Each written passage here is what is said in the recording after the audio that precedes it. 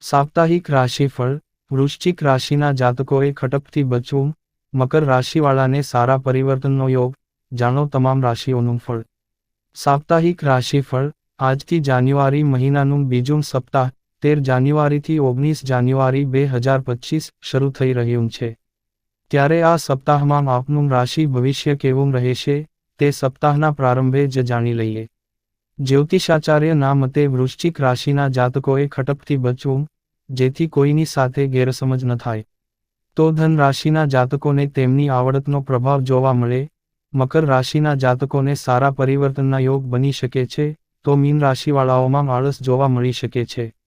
આ ઉપરાંત અન્ય રાશિના જાતકોને શું લાભ થશે અને શું તકેદારી રાખવી તે માટે આવો નજર કરીએ સાપ્તાહિક રાશિફળ પર.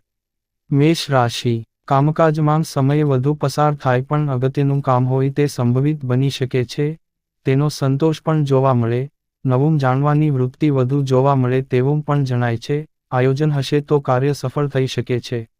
વૃષભ રાશિ. તમે વધુ વ્યસ્ત રહો તેવું બની શકે છે. ખટપટી લોકો કાબૂમાં રહે તેવું બની શકે છે. તમારે વાહન ધીમે ચલાવવું હિતાવહ છે. અર્થહીન વાર્તાલાપથી દૂર રહેવું યોગ્ય. મિથુન રાશિ. લોકોનો સહયોગ વધુ સારો રહે તેવું બની શકે. કંઈક નવું જાણવા પણ મળે. સામાજિક કાર્યમાં તમે સારું યોગદાન આપો તેવું પણ બનવા જોગ છે. નવા પરિચય થઈ શકે છે. કર્ક રાશિ. તમારે કામકાજમાં ચોકસાઈ રાખવી હિતાવહ છે, જેથી કોઈ દ્વિધા ઊભી ન થાય.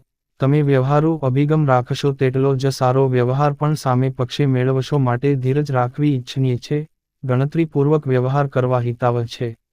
સિંહ રાશિ. કોઈ કાર્યમાં સમય વ્યસ્તતા વધી જાય અથવા ક્યાંક સમયનો વ્યય પણ થાય.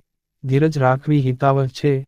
તમારે કોઈ મુસાફરીની પણ સંભાવના બને છે. ખોટા ખર્ચ થાય તેની પણ સંભાવના છે. કન્યા રાશિ. તમને કંઈ પણ જાણવાની વૃત્તિ વધુ જાગે તેમજ તમારામાં ઉતાવળ કરવાની વૃત્તિ પણ વધુ જોવા મળે. કોઈની સાથે મતભેદ ના થાય તેનું ધ્યાન રાખવું હિતાવહ છે. શાંતિથી સમય પસાર કરવો.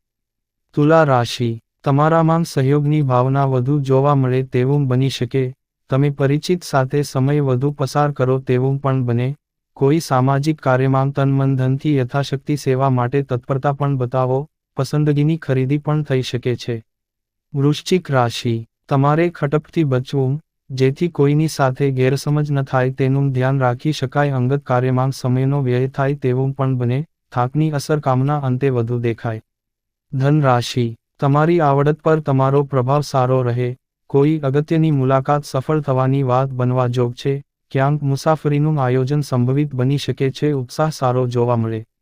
મકર રાશિ. સારા પરિવર્તનના યોગ બની શકે છે. તમારામાં આત્મવિશ્વાસ સારો રહે, જેની અસર તમારા કામ અને વ્યવહાર પર સારી જોવા મળી શકે છે. વ્યવહારુ અભિગમ રાખવો જેથી તમારા કાર્યમાં અને વ્યવહારમાં સારી અસર પડે. પ્રતિભા સારી રહે. કુંભ રાશિ. વાતચીત કરવામાં કાળજી રાખવી જેથી ક્યાંની ગેરસમજ ન થાય. નવું કોઈ આયોજન સંભવિત બની શકે છે. થાકની અસર થોડી વધુ રહે તેવું બની શકે છે. આરામ કરવાની વૃત્તિ રહે. મીન રાશિ. તમારા કાર્યમાં તમને આળસ જોવા મળે, તેમજ તમને અન્યને કામ સોંપવાનું મન થાય તેવું બની શકે છે. આરામવૃત્તિની ઈચ્છા ફુરસદના સમયમાં વધુ જોવા મળે. ઇતર પ્રવૃત્તિમાં પણ સમય પસાર થાય.